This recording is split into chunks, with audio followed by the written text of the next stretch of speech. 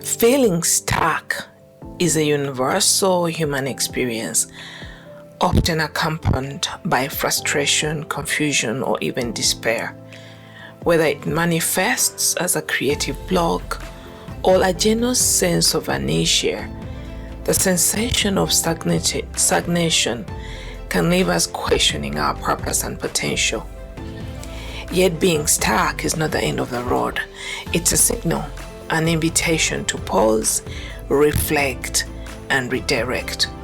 It's in these moments of stillness that profound growth can occur, provided we approach the challenge with the right tools and perspectives. Sometimes you might feel stuck because you feel like you've been working on yourself. Maybe you've been going through some healing sessions or focusing on some modality and really doing the work. But then when you look outside you see that your experiences are still the same. Then that gets you questioning whether what you're doing is the right thing that you should be doing. That really blocks your faith, not only in what you're doing, but in yourself. And that's where feeling stuck becomes questionable.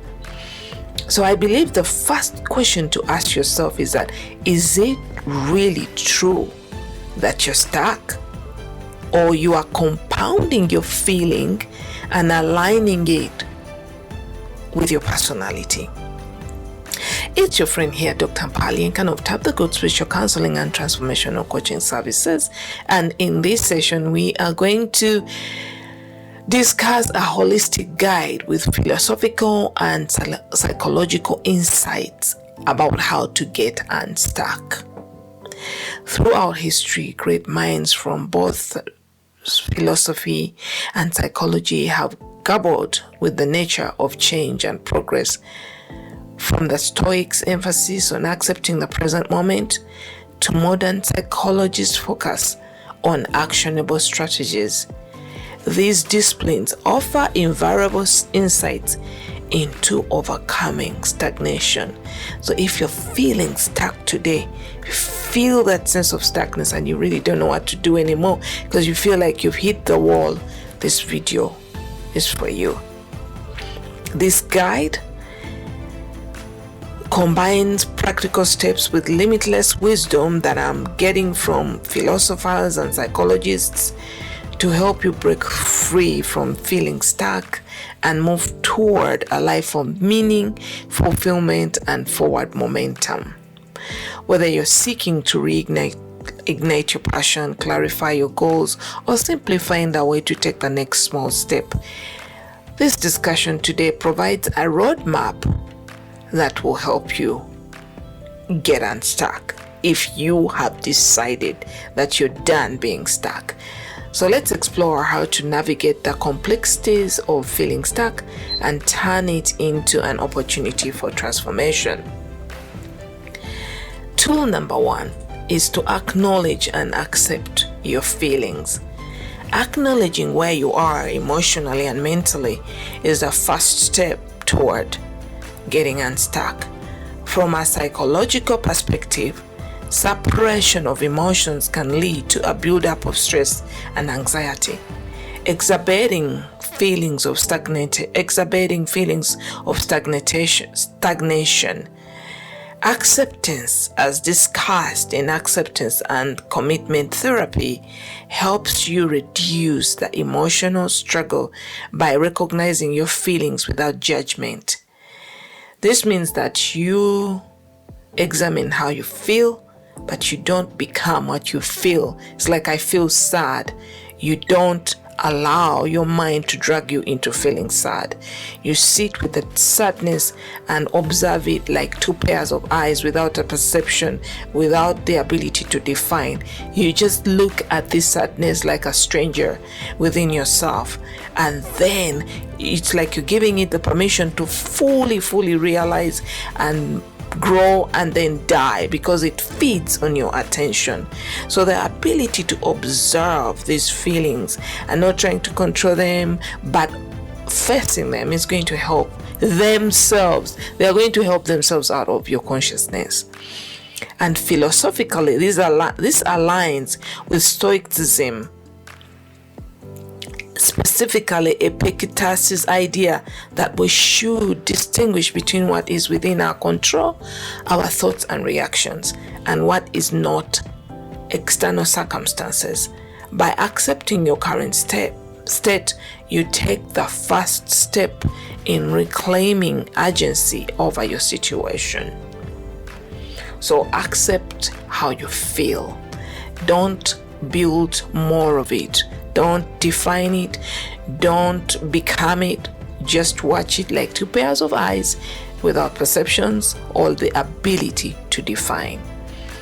Tool number 2 is reassess your goals. Life evolves and so do our aspirations. Often feeling stuck is a sign that your goals are no longer aligned with your authentic self. Philosophically, practically, through thinkers like Viktor Frankl, emphasizes the importance of finding meaning. Frankl posts that when we lose sight of our why, we lose direction. Psychologically, it's echoed in the self-determination theory, which highlights the importance of intrinsic motivation. So reassess what really matters to you by asking questions such as, what do I value most and what brings me fulfillment? You can't give up. Literally, just because you feel stuck doesn't mean that you have to give up. Feeling stuck is not equals giving up. It means that you've probably hit a mental wall. You have believed your current situation to be your truth. You have literally redefined and narrowed your entire being onto this particular idea, and because it doesn't seem to be materializing the way you want, then you're feeling stuck.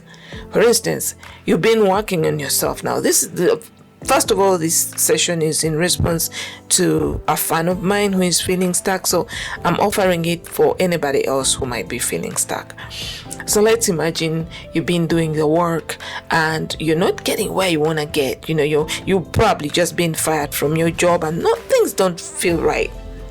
And then you feel stuck. You feel like everything you've been doing hasn't been working. But the thing is that you don't know that where you are is exactly where you're supposed to be. It doesn't mean that just because things didn't go your way doesn't mean that nothing worked. You see, spiritually, everything is energy and frequencies, and we don't see those. We feel them and we are them. We don't see them. We see them materializing in our external environment. So sometimes energy might be moving in the direction that you have to move toward too. But because you've been holding on to a certain idea as your only path, the universe has to knock you off your seat of comfort and get you to a place where you feel stuck so that you can go within and know and find your answers. That's why they say in the Bible that be still and know. All right, so let's go to point number 3, break it down. Overwhelm is often the silent culprit behind stagnation. Cognitive psychology teaches us that our brains are better equipped to process and act on tasks when they are broken down into smaller actionable steps. This principle, known as chunking, allows us to tackle seemingly insurmountable challenges one piece at a time. Philosophically, practical wisdom encourages us to take thoughtful, incremental actions. Progress doesn't require monumental leaps. It thrives on small, consistent steps. Okay, so let's go back. Let me explain that a little bit more. So you break down your goals. For instance, you could feel stuck because you are taking on so much and you want to achieve so much at the same time. So your mind is divided. Your brain is all over the place. You are not focused. So you start feeling stuck because your brain is overwhelmed. And although they say that multi-purposing is a strong power, it's a power, but it takes away from the power of focus. The power of focus is incredible because when you focus on something with everything you got, it has got to show up. It has got to materialize because whatever you focus on, expands. Whatever you give your attention to grows. Your attention is power. So when you break down those goals that seem to be overwhelming you and you focus on one goal at a time, then you feel unstuck.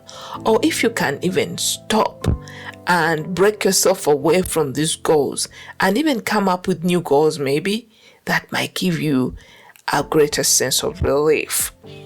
But if you are stuck because of overwhelm, then stop and break down these goals and tackle one at a time. Don't worry. As long as you are alive, you'll be able to achieve all you want. If you can focus on one thing, achieve it, then get to the next. Then tool number 4 is shift your perspective. When you feel stuck, it often stems from a fixed mindset. Dweck's research on the growth mindset highlights the importance of seeing challenges as opportunities for growth rather than insurmountable obstacles. Philosophically, Nietzsche's concept of amor fati, love of fate, teaches us to embrace life's challenges as part of the greater tapestry of existence. By reframing your situation, you can begin to see possibilities where once there were only limitations. Now, breaking it down even more, shift your perspective, shift your attention, look around you. Are you really stuck? What is stuck anyway? Can you draw it? Can you define it? Or maybe you're stuck on an idea and that's what it means. But if you shift your attention from that particular idea that is not moving forward as you want it to, and shift your attention on the things that are working, you realize that you're not all stuck. It's just something that you want that is stuck. So you shift your perspective and look at what else has worked out, and know that if you were able to achieve and materialize a goal at one point, you're still the same. You still have all the powers that you need to move forward. So you shift your perspective, you shift your attention from what's wrong and focus on what's good, from what's not working and focus on what has worked. Shift your attention to yourself and focus on you, the you that is not a body, that is not a goal, that is not a tribe, a race, or a sex, but the you, the spirit, the invisible part of you. Focus on that, and there you will find peace. And with peace comes clarity and ideas of how to move forward. Tool number 5 is do something different. Routines, while comforting, can also be limiting. From a neurological perspective, novelty stimulates dopamine release, enhancing motivation and creativity. Philosophers remind us that change is the only constant. By stepping out of your comfort zone, even in small ways, you open yourself up to new experiences and perspectives. Try a new activity, take a different route, or engage with people outside your usual circle. These shifts can spark fresh insights and renewed energy. Maybe walk, in a different direction. Go for a different class at the gym. Do something different. Go through your wardrobe and maybe change the colors of clothes you wear. Change. Once you change, everything in your life changes, but you have to change fast. And change is not this huge monumental process. Change is as easy as taking a step you've never taken, as small as it could be.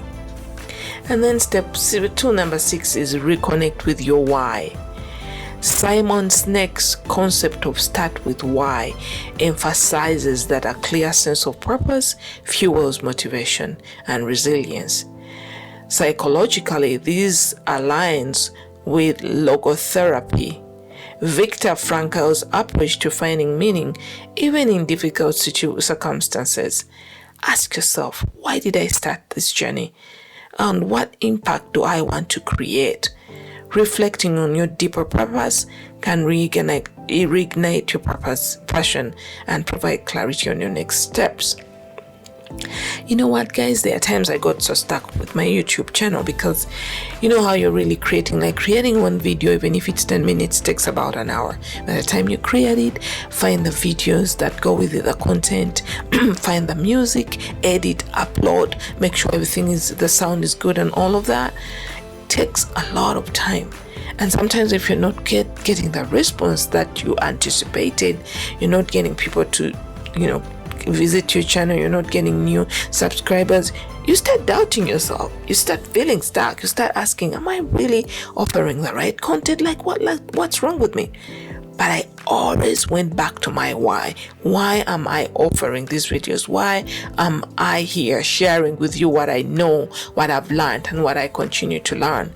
Why? Because I believe it's my life purpose. Like, my purpose drives me. It's not the results. It's not how many of you send me a coffee. It's not how many likes or how many subscribers. It's no longer about that. It's about my why. When I come here and record, I feel like I served. I get back, I shared, and that's good enough for me, at least. And anything else that happens beyond that is a bonus. So reconnect with your why. Find out, why did I embark on that trip? If you've been fired from your job and you're feeling so stuck, find out, why was I working again? Why did I want to work at this place? And you might find that you didn't even want to work at that place anyway. So maybe your why would move to, why am I feeling stuck? Start asking yourself the right questions. And then tip number 7 is clear the clutter. Clutter, be it mental, emotional, physical, can drain your energy and focus. Maria Kondo's philosophy of keeping only what sparks joy applies not just to physical belongings, but also to thoughts, habits, and relationships. Psychologically, decluttering can reduce cognitive load and improve mental clarity. Letting go of what no longer serves you creates space for new opportunities and ideas to emerge. So if you're feeling stuck, maybe it's time for you to go in your wardrobe and start letting go of all that stuff that you don't even wear. By doing that, you're actually telling your brain that it's time to move.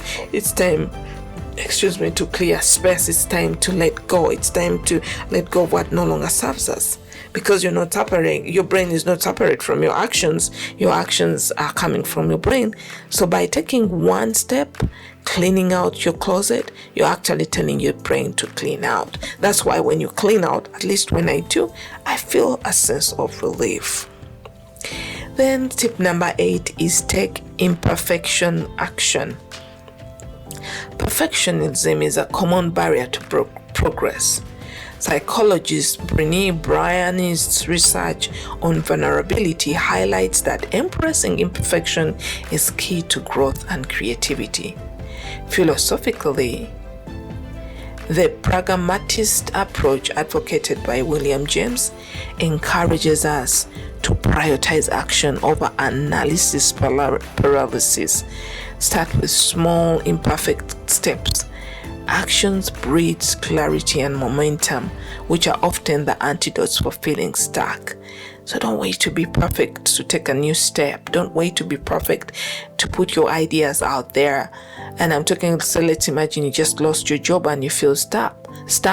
But you've always had a passion to do something on your own, to create your own little business. It's time. Don't wait to be perfect. Perfection is just an idea.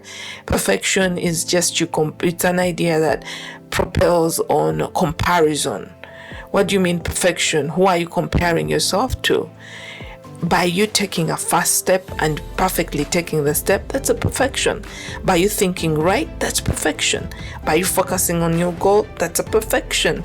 Perfection is just an egoistic term, especially when you are defining or rating yourself that way. Unless you're comparing yourself with something else, then perfection rules, but then that is bringing yourself down. You cannot compare yourself to anything or anyone else. You're perfect as you are. Even if you're failing, you're perfectly failing. All right, so point number 9, seek support. And I guess by you visiting this channel and listening to this video, you've sought support. Humans are social creatures, and connection is a fundamental psychological need. Research in positive psychology emphasizes the power of social support in overcoming challenges. Philosophically, Ubuntu, an African philosophy that emphasizes interconnectedness, reminds us that I am because we are. Seek out mentors, friends, or professional counselors who can provide fresh perspectives, encouragement, and accountability. So in this video, in the description, in the comment section, write down what you're going through, guys. We are all in this together. Don't be shy. I am here to create videos for you. So if you're going through anything, if you're feeling stuck about anything, write it down in the comments and I will find the tools to share with you. I have the tool set, and I have my toolkits, and I'm a researcher in this field of psychology and philosophy and spirituality. It's my passion, so I will always find the tools to help you. So don't feel shy, don't feel ashamed, like don't hold back from sharing what sections. If you have questions, just write them down. If you're dealing with something, don't be afraid to let me know, to put it in the question, or to in the comment section, or just simply ask for my email. I'll send it to you, and I'll promise I'll record a video to share some tips on how to help you get through whatever you're feeling or whatever you're dealing with. Now, in conclusion, feeling stuck is a universal experience, but it's also an opportunity for transformation. By combining practical steps with philosophical and psychological insights, you can navigate your way out of stagnation and towards a more fulfilling, dynamic life. Remember, change begins with a single step, and that step begins with you. Also, I could also tell you that if you're feeling stuck, then you're trusting your problem. You're trusting the challenge. You're trusting the stuckness. You're not trusting God. You're not trusting yourself. I'm not talking about your identity, your body, your memories, your brain. No, I'm talking about you, the soul, the spirit, the spark, the extension of God. Whether you're Christian or not, if you have faith that something bigger than you created you, and you're supported by the universe, and you are, because when is the last time you went into your stomach and pushed that circulatory or digestive system to do what it did? Well, you might have taken supplements, but still your body's intelligent system had to work its way through what you provided it to produce the results that you wanted. Even when you're sleeping at night, are you the one who beats your heart? Are you the one who keeps breathing? No, you're sleeping. What is that within you that runs the show? If you don't believe in God, ask yourself that question. Trust something bigger than you, and know that you're supported. You don't have to feel stuck. Release your grip on the problem and shift your attention from the problem and shift that attention to yourself, or to God, or to your higher power, or to Allah, or whoever you believe is a higher being, to your creator. Okay, guys, until the next time, I'm sending you abundant love from my heart to yours. Peace and blessings. Bye.